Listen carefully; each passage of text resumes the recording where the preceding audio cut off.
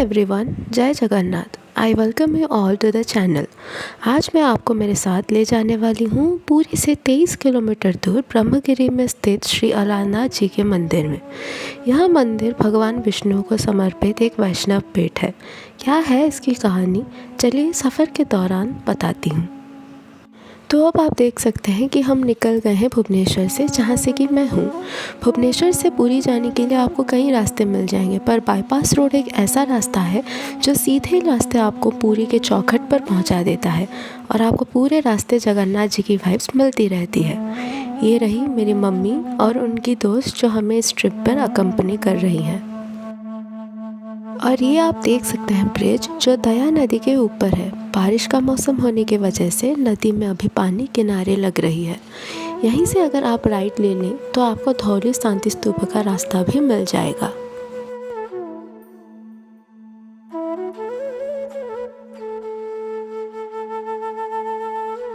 अब हम आ चुके हैं पिपीली टोल गेट, जिसे क्रॉस करने पर आपको चाय और रिफ्रेशमेंट की लंबी लाइन दिखना स्टार्ट हो जाएगी।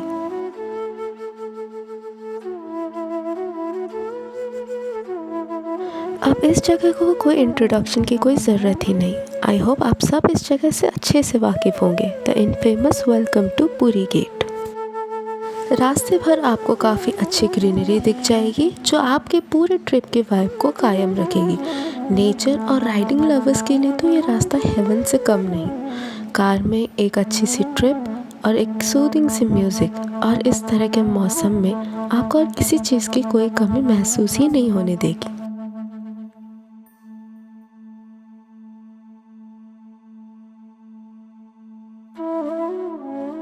और हम आ गए हैं उस जगह पर जहां हम हर पुरी के ट्रिप पे एक बार ज़रूर रुकते हैं। आई रिकमेंड यू आप इस जगह की चाय एक बार ज़रूर ट्राई करें। और ये हम आ गए मालती पाटपुर बस स्टैंड। ये जो आपको सामने गेट दिख रहा है, इसे क्रॉस करने के बाद आपको दो रास्ते मिल जाएंगे, पुरी सिटी के अंदर का और बाहर का। पुरी मंदिर जाने के लिए आपको सिटी के अंदर माँ बाटोमंगला के मंदिर होके जाना होता है। वहीं क्योंकि हमें अलारनाथ मंदिर जाना था तो हमने दूसरा रास्ता लिया। तो ऐसे ही सुंदर सीनरीज एंजॉय कर करके काफ़ी सारे गांव से गुजरते हुए हम पहुंच गए अलारनाथ देव जी के मंदिर पे, जहां पे हमारा स्वागत इस सुंदर से तालाब ने करा। वहां पहुंचकर हमें एक लंबी सी लाइन दिख गई जहां पर हमें काफ़ी घंटे तक खड़े रहना पड़ा। ये आप देख सकते हैं, हम लाइन के शुरुआत पे यहाँ पे खड़े थे हम तीनों। ये रही वो लंबी सी लाइन जो कि तकरीबन हम पहुंचते वक्त 2 किलोमीटर की थी और जब हम निकल रहे थे तब तक वो लाइन कम से कम 4 से 5 किलोमीटर की तो हो ही गई थी। ये हम अंदर से देख कर आ रहे थे कि चप्पल रखने की कोई व्यवस्था है या नहीं, क्योंकि बाहर हर जगह लोगों ने चप्पल फेंक रखे थे। और यहाँ से आते हुए हमें कई जगह झगड़े भी देखने को मिल गए, क्योंकि काफ़ी लोग देर से आकर पहले लाइन में घुसने की कोशिश कर रहे थे। क्योंकि लाइन बहुत लंबी थी तो लोग ऑब्वियसली किसी को अंदर आने नहीं दे रहे थे। ये आप देख सकते हैं, लाइन काफ़ी लंबी थी और हम इससे भी पीछे थे। यहाँ पर गर्मी के लिए यहाँ पर फायर ब्रिगेड वालों ने भी पानी सींचने का भी एक सिस्टम बना रखा था, जो कि था तो क्लोरीन का पानी, बट सींचने पर काफ़ी मज़ा भी आया। ये हम काफ़ी देर तक खड़े रहने के बाद ऑलमोस्ट मंदिर के चौखट पे आके पहुँच गए थे और तब तक भी काफ़ी भीड़ थी। जैसे कि आप यहाँ पे देख सकते हैं, यहाँ पे काफ़ी सारे चाय, रिफ़्रेशमेंट, खाने पीने की दुकान है। अगर आप चाहें तो यहाँ पर से भी कुछ ले सकते हैं जब तक आप लाइन पे खड़े हैं।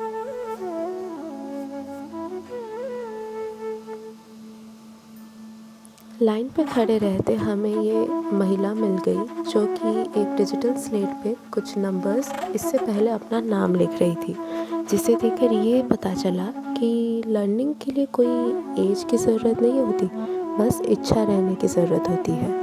आगे चलते मंदिर के चौखट के पास ही हमें ये सज्जन मिले जो कि एक पुराने से म्यूज़िक इंस्ट्रूमेंट को लेकर बहुत ही सुंदर गाना गा रहे थे। आप अगर गाना सुनना चाहें तो नीचे रहे इंस्टाग्राम लिंक पर क्लिक करके जाके देख सकते हैं। यहाँ पर हमने कुछ पैसे इन्हें डोनेट करा और फिर हम आगे बढ़ गए। सच कहूँ तो इन्हें यहाँ पे बैठ के गाता हुआ देखकर लाइन पे रहने की थकान और ज़िंदगी से शिकायत काफ़ी मिट गई थी। और ये आप देख सकते हैं काफ़ी भीड़ थी उस दिन हम जब गए थे, और यहाँ पर एक स्टेज भी था जहाँ पे काफ़ी सारे कल्चरल प्रोग्राम्स चल रहे थे। और ये हम ऑलमोस्ट मंदिर के चौखट के बहुत ही नज़दीक आ गए थे, और फाइनली वो घड़ी ऑलमोस्ट आ ही गई थी जहाँ हमें अलारनाथ जी के मंदिर के दर्शन मिल गए थे और एलईडी स्क्रीन में भगवान जी के भी। और बस थोड़ी ही देर की बात थी और हम बिल्कुल मंदिर के अंदर दाखिल होने वाले थे। और ये हम मंदिर में दर्शन ख़त्म करके प्रसाद पाकर हम बाहर आ गए। मंदिर में तो रिकॉर्डिंग अलाउड थी पर हमने नहीं करा था। ये रही लाइन जो मंदिर के अंदर जाने वाली है, और अब आप देख सकते हैं ये लाइन काफ़ी दूर तक फैल गई थी। जब तक हम थे तब काफ़ी छोटी थी। मैंने एक पॉइंट पर रिकॉर्डिंग भी बंद कर दी थी क्योंकि मुझे लगा लाइन ख़त्म हो गया, पर जब देखा तो वो और भी दूर तक फैल गई थी। तो जब तक हम सी बीच पर जाते हैं तब तक मैं आपको बताती हूँ कि अलारनाथ पीठ का महत्व क्या है। अलारनाथ देव जी का मंदिर विष्णु जी को समर्पित है, जहाँ पर भक्त जब भगवान जगन्नाथ को स्नान यात्रा के बाद बुखार हो जाता है और वो 15 दिन के अनवसर घर पे जाते हैं, तब हम भक्तगण आकर अलारनाथ जी के दर्शन करते हैं। कहा जाता है कि जब हम अलारनाथ जी के दर्शन करें तो सारे पापों का नाश हो जाता है। तो ये आप देख सकते हैं हम आ गए हैं पूरी सी बीच पे।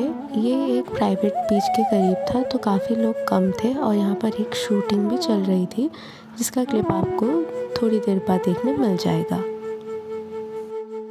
ये रहा वो शूटिंग सेट जहाँ पर भगवान जगन्नाथ जी के एक भजन की शूटिंग चल रही थी, और जहाँ पर हमें एक मशहूर उड़िया एक्टर भी मिल गए थे जो कि मुझे बाद में फ़ोटो खिंचाते वक्त पता चला था। हमने वो फ़ोटो कहीं पे पोस्ट तो नहीं करा, बट आप इस क्लिप के बाद 2-4 फ़ोटोज़ मैंने जोड़ दिए हैं, वो आप देख सकते हैं।